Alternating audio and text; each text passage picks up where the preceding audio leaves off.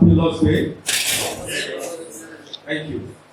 It's a very strange class. I guess the rain season is an issue for us today. I pray that those that are coming are going to bring them there safe and dry. Amen. Amen.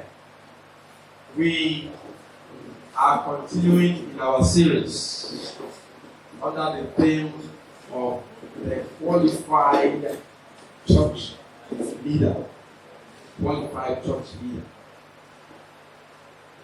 We have really gone deep into this. I think we are close to winding down somewhat a few more lessons or topics in this thing, and we'll be done. The topic we have today is the elder is a steward of God. The elder is a steward of God.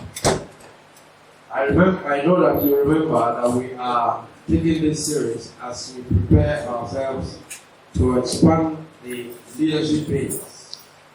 Additional elders, deacons or deacons. And also, for not just these lessons are not just for the elders alone, but for everybody. Because what speaks to the elders also speak to the individual Christian.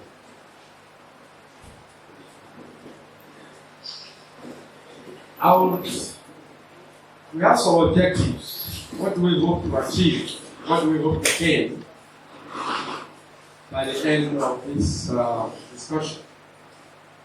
One, it is going to give us a good understanding of who a steward is. They say the elder is a steward of God. Who is a steward? And so, what to state that elder, who is the steward of God, is. We're going to look at what is involved in stewardship. I guess that's going to be the real meat of the discussion. And like I said sometime before, to help young men prepare themselves for church leadership. God is looking for leaders for His people. And you know, God seeks people who want to walk with Him. You know, and I say the hour is now. You remember that John chapter 4 verse 23. And it's going to serve as a health check for the current set of leadership, elders, and so on. So those are the objectives we hope to achieve at the end of this discussion. Please pay careful attention. So I'm going to take introduction, and after the introduction, I will take what does church stewardship entail. What does it entail? Then what is involved in church stewardship?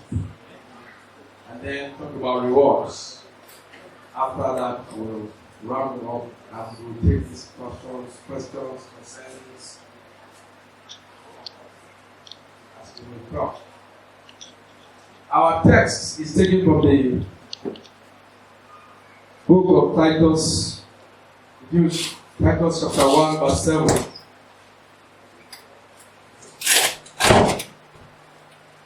Titus 1:7. Since an overseer is entrusted with God's work, he must be blameless, not overbearing, not quick-tempered, not given to drunkenness, not violent, not pursuing dishonest gain. All right. The interesting thing there is, can you read the first line again? Since an overseer is entrusted with God's work. That's just it. Entrusted with God's work. Since an overseer is entrusted with God's work, he must be blameless. Now let me see King James, please.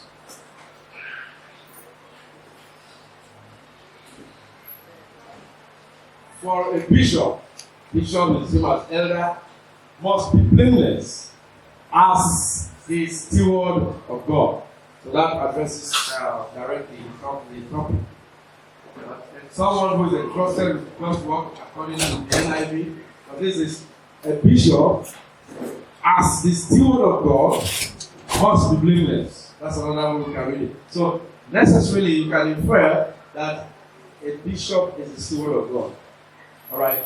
So Paul describes the church leaders as stewards of God.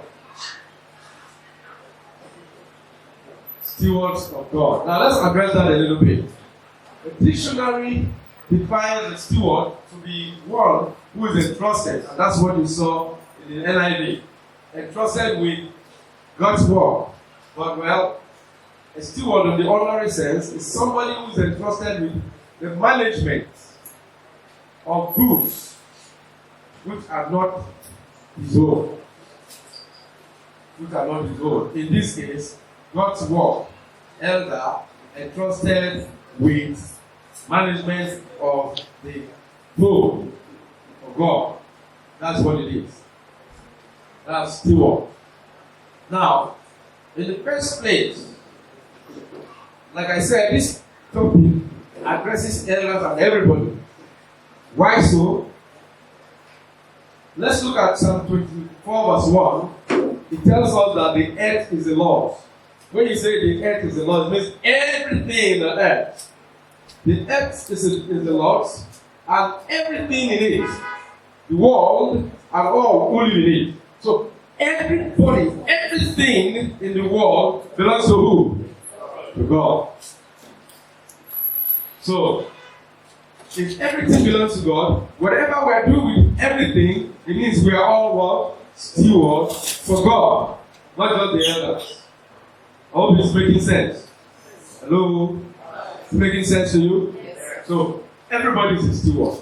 Because everything, even you, the life that you have, belongs to God. How you manage your life, how you live your life, how you manage yourself, the way you handle your thoughts, right from your thoughts, everything you are exercising stewardship. Because it belongs to God. Now, let's look at Job chapter 41 verse 11 as well. Job 41:11. Okay. Who has a claim against me that I must pay? Everything under heaven belongs to me. Who is the person who has given me something that I must give him back? That's what that who has a claim against me. Who has something that he has given to God that he will not go and demand for it? Nothing. That God cannot pay back anything because he has everything. Everything under heaven belongs to me. So we're all stewards. But then, if you read that Titus chapter 1 verse 7, he said, the elder, when he's describing some of the things, first thing he said, must not be self-willed. Go to the King James, please. King James, chapter 1. King James of Titus chapter 1 verse 7. For a bishop must be blameless as the steward of God, not self-willed. I just want to stop there.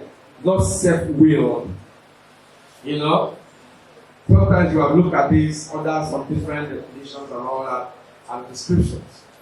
But what this thing is speaking to, it means that when you are stewarding for God, when you are handling God's goods for Him, the church for instance, you're not going to do it according to your own understanding. You're not going to do it according to your own desire. You are going to do it according to the will of God. Please turn to Proverbs chapter 19, verse 21. Proverbs, and next comes purpose. The word purpose. But I will just talk about purpose 2 Sundays or thereabout ago. Many are the plans in a man's heart, but it is the Lord's purpose that prevails. So it is not self-will, because we can then devise all kinds of plans. Many of them, and none of them will stand. So the church is not according to the will of man, but it's according to the will of God. God has a purpose for the church, like God has a purpose for everything indeed. Even before He created the world, He had a purpose. Before He created you, before He created me, He had purposes for each and every one of us. Imagine Jesus Christ who came to the world with his own purpose. Supposing Jesus Christ was a member of the Sanhedrins, the Sadducees, all the leaders in the synagogue at that time, would it not be a good thing? It will be good, but it will not be serving purpose. Are you following that? So you see, some things that may be good may not meet purpose. So it's not according to the will of man, not self-willed, but according to the purpose of God. God will. So all of us then must locate our purposes and begin to fulfill them. Otherwise, we're just wasting time. Imagine traveling on the wrong road, running very fast. And when you get to the destination, you find out that this was not where you were intended to go. May God not let our lives be like that. Amen. So, the servant who manages the affairs of his master. In this case, the master is who? Jesus Christ, God, well, the church is the bride of Christ. So, the servant, the elders, and the servants who manage. I will talk about the word manage. We're talking about leadership. Leaders manage as well. So those of us who are students of management, we know that there's a difference between leadership and management. Now, the Greek word for steward is oikonomos. Oikonomos is actually a compound word from two words, meaning oikos is house. Oikos means house in Greek. And nomos is law. So it implies the law whereby a household is administered. The law, or well, you can call it standard. In our case, the standard. Law of standard. And in our case, the scriptures. We administer the household of God scripturally. So it's not self-will. It's not the way the elders think, or anyone for that matter. So, thus, the bishop is given the responsibility of properly administering the affairs of the local church. Now, management is putting resources, arranging resources, or deploying resources together so that you will achieve a goal or a desired or a preset goal. Hello? Hi. Management, as different from leadership, is deploying resources, applying resources in a way that, available resources, in a way that it will achieve the desired goal. So, brethren, what do you think are the affairs of our local congregation in Sangotedo? Anybody? What's our affair? What's the affair of this church?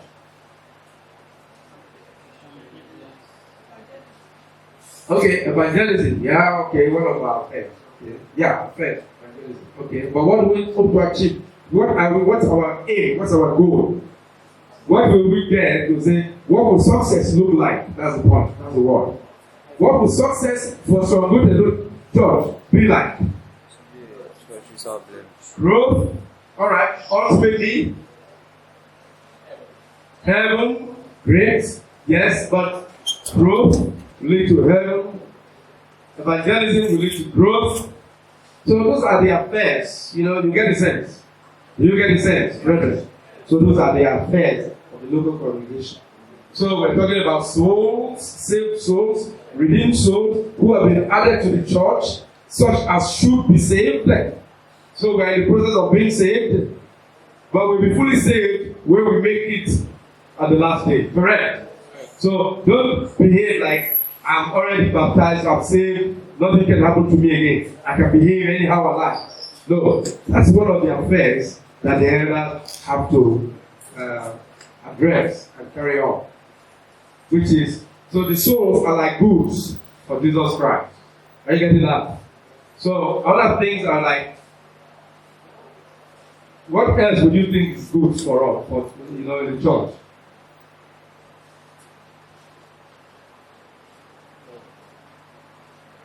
I thought somebody would say money. We're going to be silent on money. Yeah, but money is part of the resource, correct?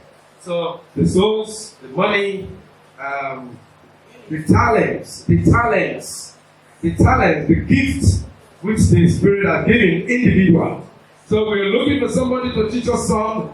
Oh, where's Brother Umar? That's the talent there. Example. We're looking for somebody to teach us. Oh, where's Brother Ujo? There's a talent there. Where's Brother Enonuya? There are talents there. So we have to look for those talents and deploy them. Are you getting the point? Very good. So that's stewardship. Alright, okay, I'll talk a bit more about that. So those are the affairs of the church. Affairs of the church, so that we will have peaceable, harmonious fellowship as we grow ourselves and build ourselves up onward as we march towards heaven. Okay? So, those are the... Now, there are some biblical mentions of stewards. Genesis chapter 39. I'll just let you quickly read 1 to 9. I'm going to bring out some issues there. I'll start from verse 1, please. Quickly. Joseph had been taken down to Egypt, but an Egyptian who was one of Pharaoh's officers, the captain of the guard, bought him, verse 2. The Lord was with Joseph, and he prospered, and he lived in the house of his Egyptian master. When his master saw that the Lord was with him, and that the Lord gave him success in everything he did, verse 4, Joseph found favor in his eyes, and became his attendant. Can I get another translation, please? Okay. And became his. Okay. It came to pass after this thing that is verse 4. And Joseph found grace in his sight, and he sent him, and he made him overseer. The elders are also overseers, correct? Yes. Hello? Yes. Very good. Made him an overseer over his house. You see? Potiphar made Joseph an overseer over Potiphar's house. And all that he had, he put into his hand. That's stewardship, verse 5. It came to pass from time that he made him overseer in his house, and over all that he had, that the Lord blessed the Egyptian's house for Joseph's sake. And the blessing of the Lord was upon all. Alright, just go to verse 8 because of time. Behold, but he refused. Potiphar's wife wanted to seduce him, and said unto his master's wife, Behold, my master worketh not what is with me in the house, and he had committed all that he had to my hand. And you will remember from the story of Joseph that he was very diligent. So he was a good steward. Alright. And then we also have the parable of the unjust steward, Luke chapter 16, 1 to 2.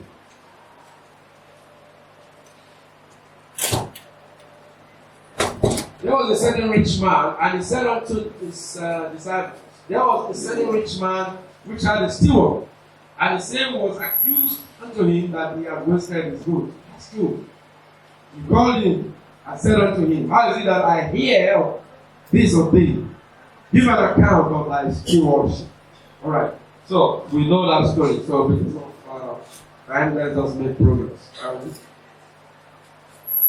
What does church stewardship entail? When we say stewardship, what does it imply? The primary work is not in holding or using or spending, the owner's resources, or specifically in managing them. Now, I'm talking about managing. So we're going to put the resources together in a way that pleases the owner.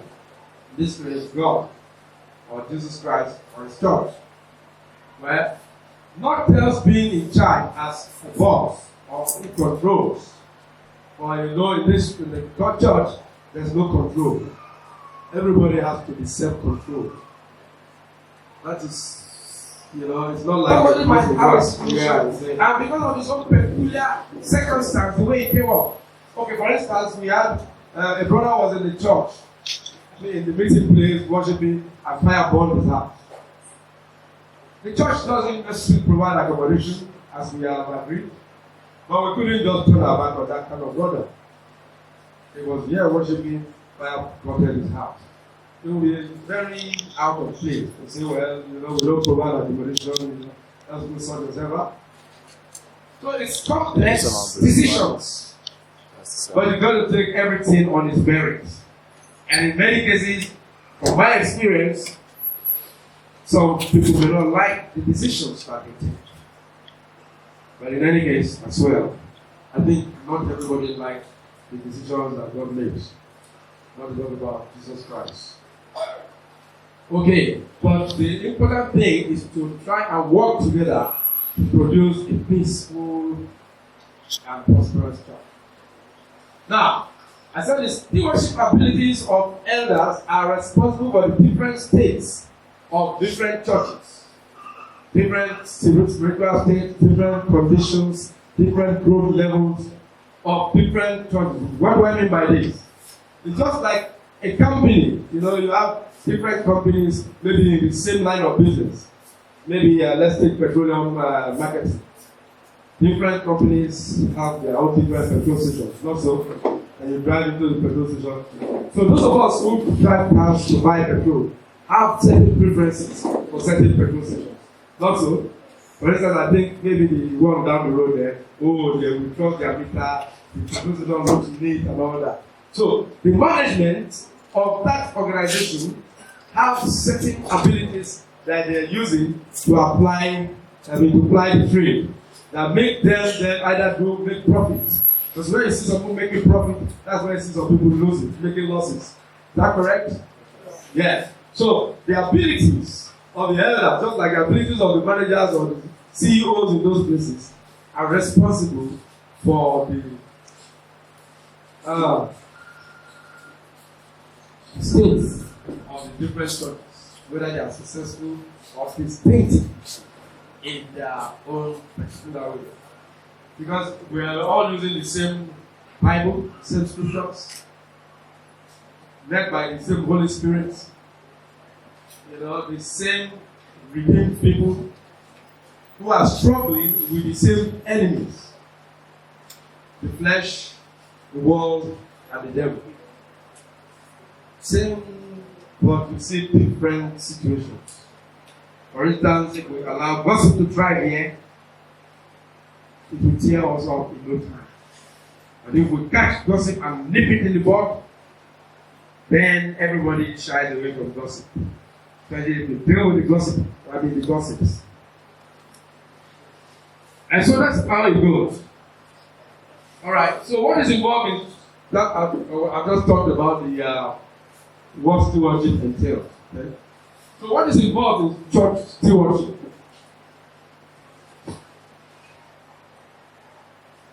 What do elders provide stewardship over as they lead and care for the church? What are they? So simply, straightforward is the scriptures. The stewards for the scriptures. Titus chapter 1 verse 9.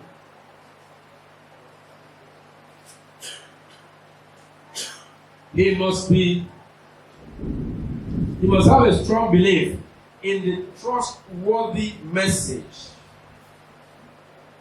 he was taught, and he will be able to encourage others with wholesome teaching and show those who oppose it where they are wrong.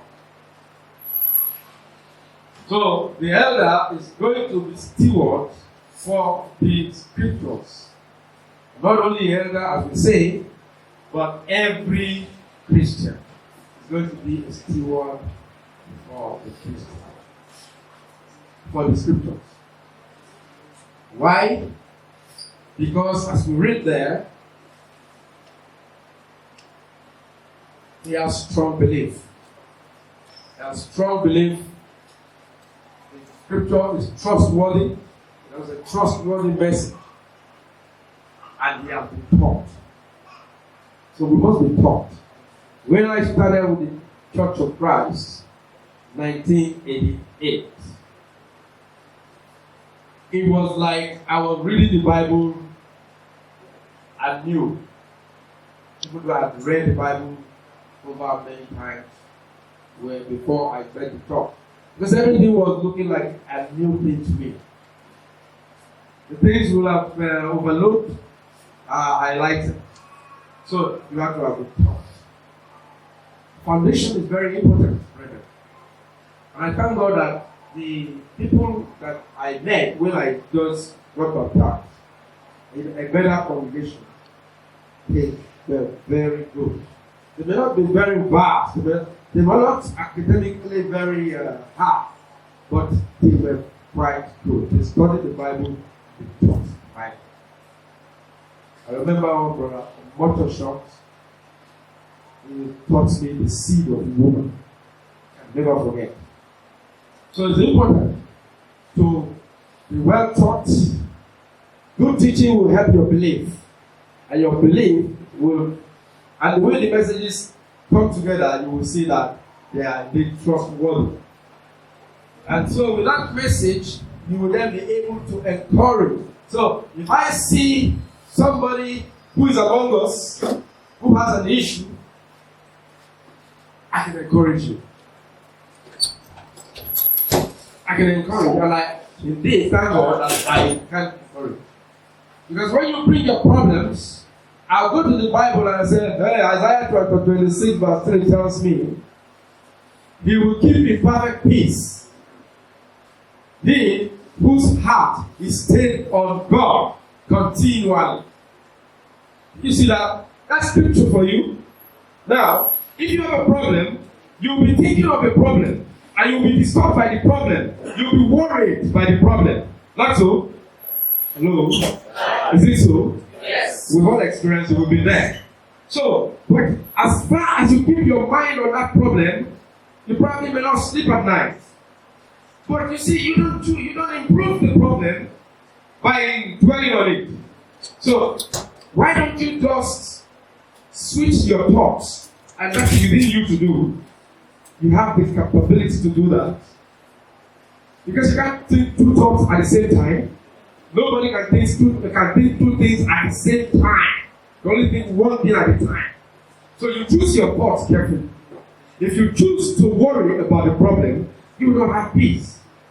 But then God says, I will keep you in perfect, not just in peace, but in perfect peace, if your heart is stayed on me continually.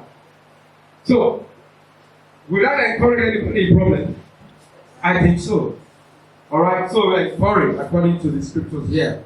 You'll be able to encourage others to go something. That's just an example for you.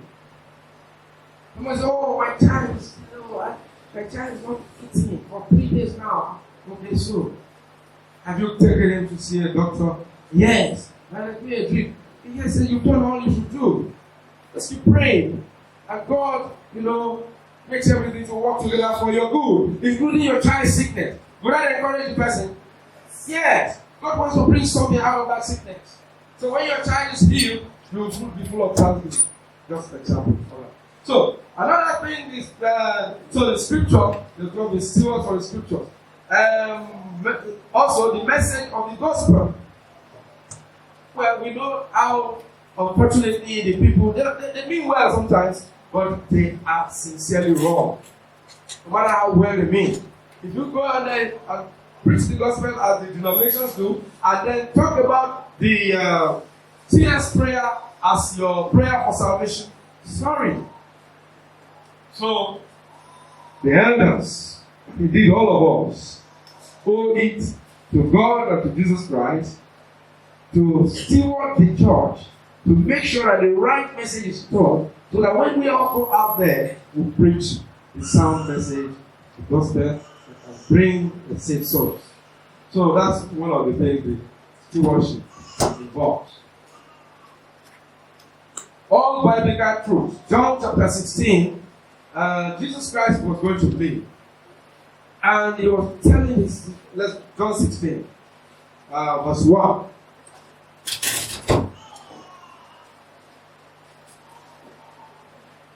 These things have I spoken unto you, that you should not be offended. He was telling them, you have to tell them things. These things have I spoken unto you. Verse 4.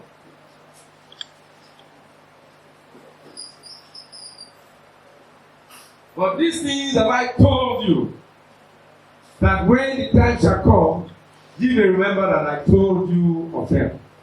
And these things I said not unto you at the beginning, because I was with you. How many times is he telling them? I see a lot of I told you, I tell you, I told you. Alright. Verse 5. Again, but now I go my way to his verse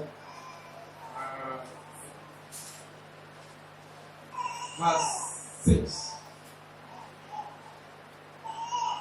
But because I have said these things unto you, alright, verse 12, verse 7, sorry. Nevertheless, I tell you, okay, and finally verse 12. So Jesus Christ was telling them, I have yet many things to say unto you, but you cannot bear them now. Verse 13. Howbeit, when he, the Spirit of truth, is come, he shall guide you into how many truth? All truth. So, all the truths and the scriptures, all biblical truths are among the things elders and indeed all Christians have to be stewards to God for. Right. Stewards of families in the church. Sometimes you see families are torn apart and torn away from the church. But then it goes on the elders, stewards of God, to go and pull them back in. He did all of us. Titus 1:11.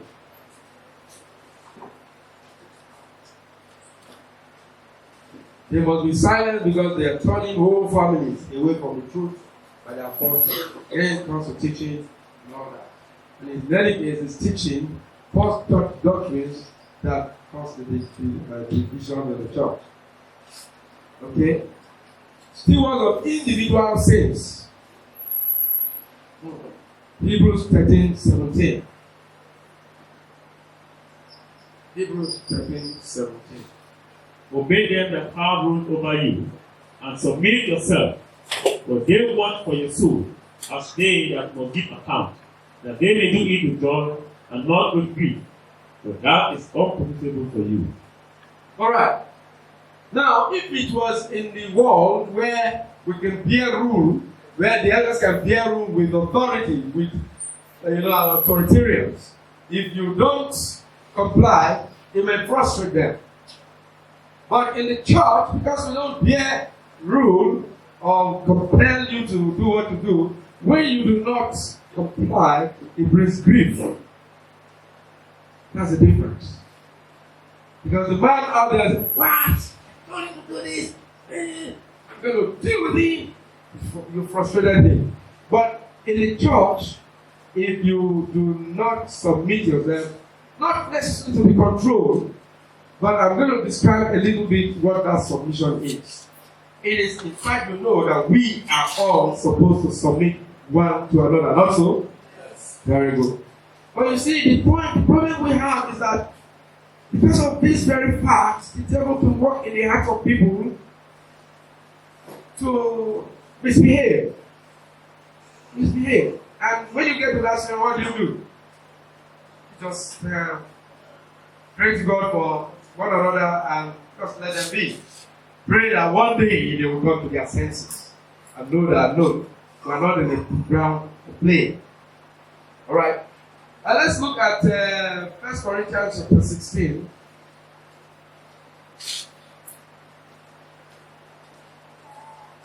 Read verse 15 to 16. 1 Corinthians 16 from verse 15 reads. Yeah. I beseech you, brethren, ye know the house of Stephanus, that it is the first fruit of Christ, and that they have addicted themselves to the ministry of the saints. That you submit yourself unto such. Go back. Yes. I beseech you, brethren, you know the house of Stephanas, that it is the first fruit of Achaia, and that they have addicted themselves to the ministry of the saints. That's what the elders have done. The elders have addicted themselves to the ministry of the Sangotedo church. He said it's a desire. The same people who smoke go, that craving to keep smoking. They are addicted. You get the point? It's just like your mobile phones now. You all are addicted to our mobile phones. So the elders are also addicted to the ministry of the saints in Sangotedo. And so because of this, because it's a willing thing, and I tell you many things. If it was not about the worship of God, I would have stepped down from this eldership many years ago. So the thing that calls me is God. I'm looking at God. So that when I get certain feedback or backlash, well, I was not compelled to do this, so I just sit back. So it's like an addition to the saints. That's what this man described here. So because of this, what should we do? Go to the next verse. 16. Therefore, that you submit yourself unto such.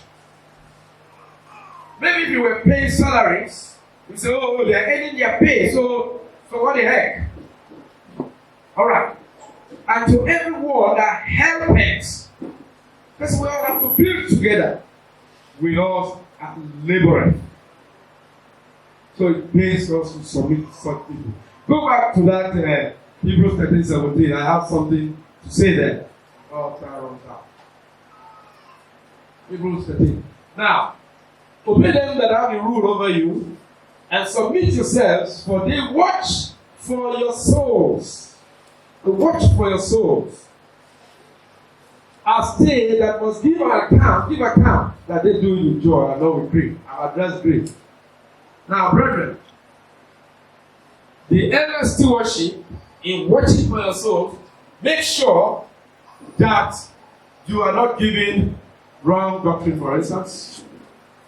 Make sure that an unruly brother does not disturb the faith or the worship of a congregation. So and so on and so forth. Now, but let me just, because of time, look at they that must give account. Don't be fooled by this as well, brethren. Because there's so many things, if you just cross over Bible, you make a mistake. And now you sit down there thinking, oh, okay, I can misbehave. Brother Ishe and Brother Ekon will give account to God for my soul. Sounds like that, not so? But it's wrong.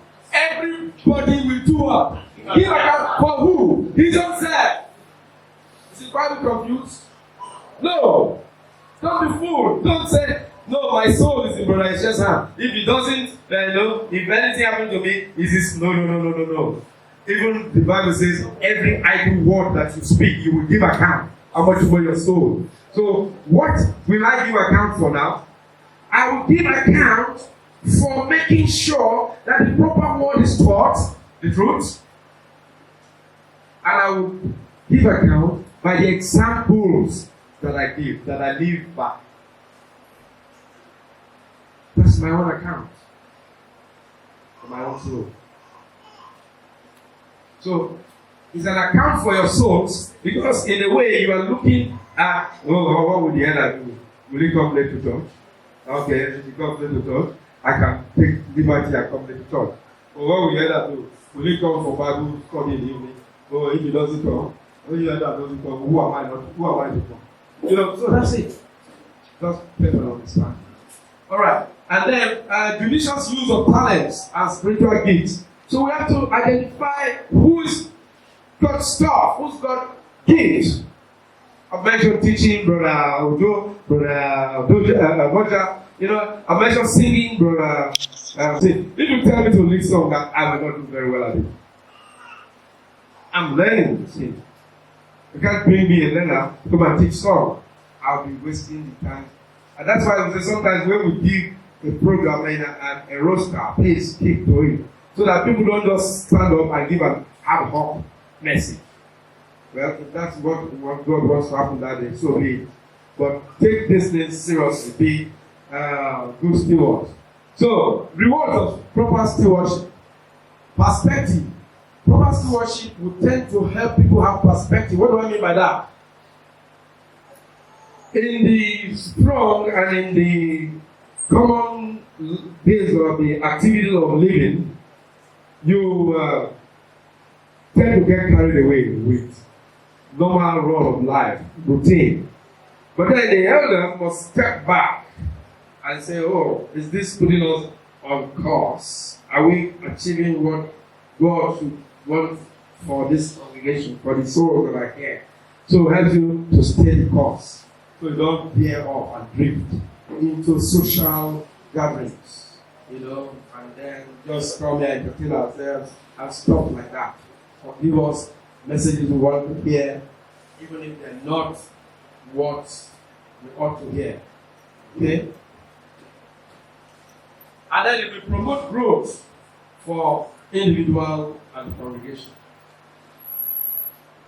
We also result, these are obvious, in blessings to those who are outside the world. Evangelism. Jesus Christ came that to seek those who were lost. And warm welcome to eternity. Welcome, come, good and faithful servants. Remember the steward is a servant. Come to the place that I have prepared for you for all eternity. So, warm welcome to eternity. Make that class 34 instead of 51. Matthew 25:54. And finally, the elders will receive a crown of glory. 1 Peter 5:4. Or the elders will be fired if he did not meet the. And when the chief shepherd shall appear, you shall receive a crown of glory that fadeth not. That's if you have stewarded properly. But if you look at Luke 16:2, you know, you go and give account. And if you don't give proper account, you know, it will kick you into utter darkness. So that's just the message for you. And so I'm giving the objectives to talk about what stewards are and what they do, what it entails. Talk about what is involved. And we're talking about the rewards of proper stewardship. Thank you for your attention. What are your concerns? Your comments? Or your questions?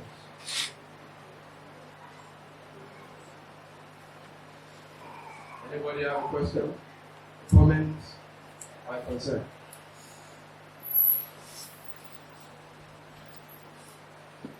Nobody has anything to ask? Nothing to add? May God bless the teaching. God help us all to be such good stewards who will find a warm welcome into God's eternity in Jesus Christ. Amen.